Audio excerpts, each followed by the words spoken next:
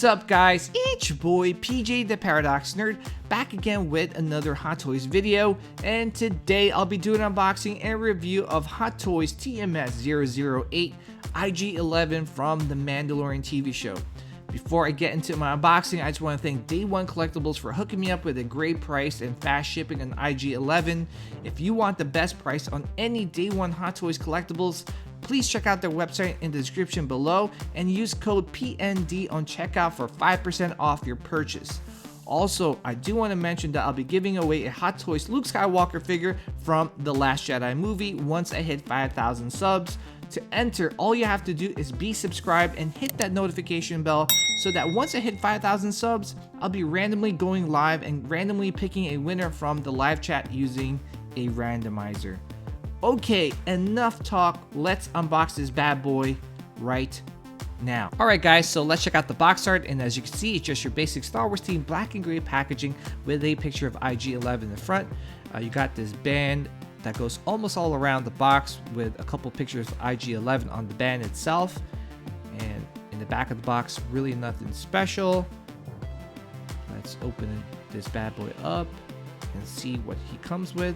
And once you open it up, you got the slipcover art of IG-11. That looks pretty cool. And here's the moment of truth, guys. Let's take him out. The smell of a new hot toy. Man, nothing beats that smell. But yeah, man, look at that, guys. That looks really, really good. Wow. Really impressed with the details and the weathering on this figure, man. Really, wow. Hot Toys did an amazing job with this figure. There's so much detail on this IG-11. It's crazy. But yeah, let's see what else this figure comes with. And he comes with this, I guess this is the detonator when he was trying to self-destruct at the end of episode 1 of the first season. You got the bandolier.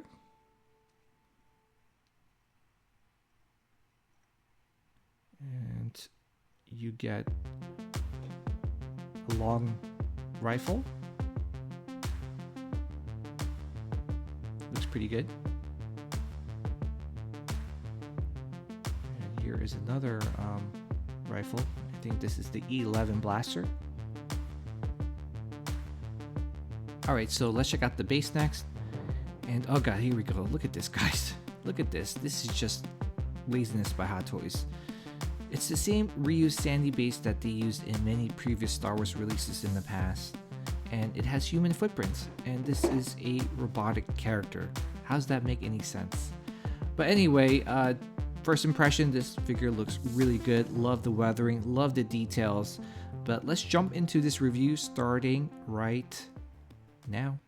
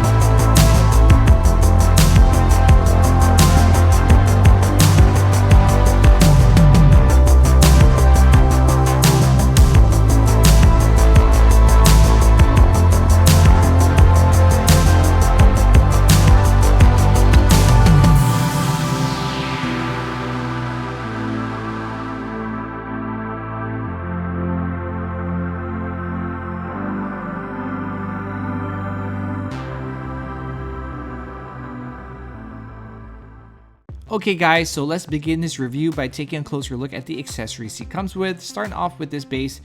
And you guys know how I feel about this stupid base. I really dislike it, but yeah, that's all I'm going to say about it.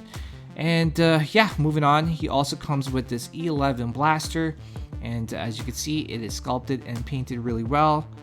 Kind of wish it was weathered a little bit more, but it is what it is. And I do want to mention it does have a moving part, as you can see. So looks pretty good. And he also comes with this DLT-20A rifle, and as you can see, it looks really good, really nice details on it. And again, I wish it was weathered a little bit more. He also comes with this detonator, which you could actually install in his chest, and you can see that is painted and weathered really well. And here in the back, you got the switch to turn on the lighted feature, and you can see it is nice and bright, and you can see that it's blinking to give the effect that it's about to detonate. So pretty cool. And he also comes with this bandolier, and the bandolier looks really good. The only problem I have with it is that it is made out of like a thin rubber synthetic material. It's kind of flimsy. Be careful when you are putting it on IG-11. Okay guys, so I want to show you guys how to turn on the lighted features on his head. First, remove the cover on top of his head, flip the switch, and let there be light. And as you can see, the lighted feature is nice and bright, and it looks really good. Kind of brings the figure to life, and yeah, really impressed in how this turned out. Okay guys, so let's go over the articulation for this figure, starting off with the head. So there are 3 parts that you could rotate all around. You just saw me rotate the first part. Here is the second part of the head, and then you could rotate the third part, which is the neck, all around. So pretty cool. And let's move on to the shoulder here. So the shoulder, you could bring it out just about 90 degrees. And then you could actually have some rotation around the bicep, as you can see.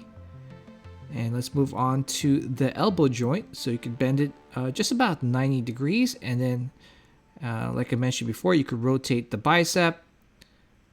And let's move on to rotating the actual shoulder itself. So you could rotate it all around in a 360 motion right there. You could rotate the forearm. And last but not least, you could actually rotate the wrist joint there.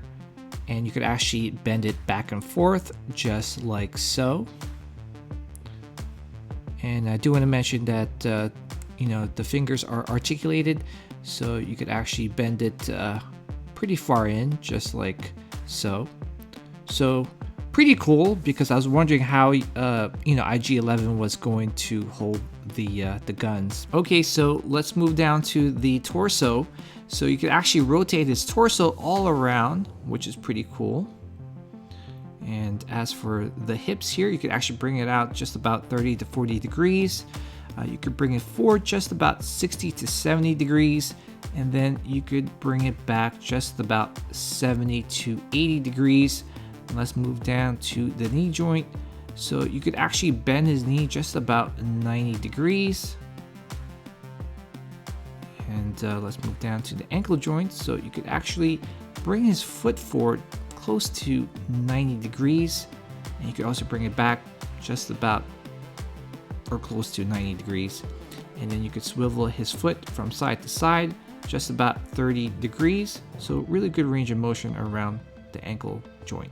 Alright, so let's check out the head sculpt, and as you can see, Hot Toys did an outstanding job capturing the exact same look of this Assassin Droid's head sculpt from the show.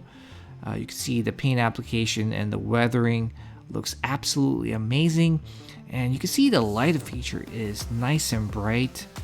And yeah, overall, this head sculpt turned out really good. Alright, so let's move down the figure and check out the rest of his body here. And as you can see, the amount of detail on this body is just sick, guys.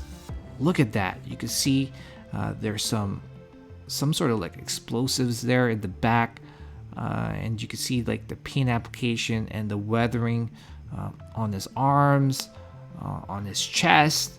Just looks really good. And yeah, I really love how his biceps has like that rustic look. I'm not sure what Hot Toys did to capture that look, but it looks really good. And I think Hot Toys pulled out all the stops to make this IG-11 as movie accurate or TV accurate as possible. Let's move down to the legs here. So I do want to mention that the thigh armor is actually made out of some sort of like die-cast material. It's actually pretty heavy, and you can see the paint application looks really good. It has that rustic look like I was talking about with his biceps. And yeah, you can see how amazing the legs look. And last but not least, let's check out the bottom half of his legs. And I do want to mention that both of his legs are actually made out of like some sort of like die-cast material. It's heavy, it's sturdy, and really surprised that Hot Toys gave us some die-cast parts on this figure. Just because I was expecting this whole figure to be made out of plastic. But yeah, really nice added touch by Hot Toys to give us some die-cast parts on this figure. So is this figure worth buying? If you're collecting the Hot Toys Mandalorian line, then absolutely. I think this figure should definitely be in your collection, especially if you have the pre-Beskar Mando. Everything about this figure is absolutely epic, from the paint application and weathering all the way to the lighter features. Even the articulation on this figure is great.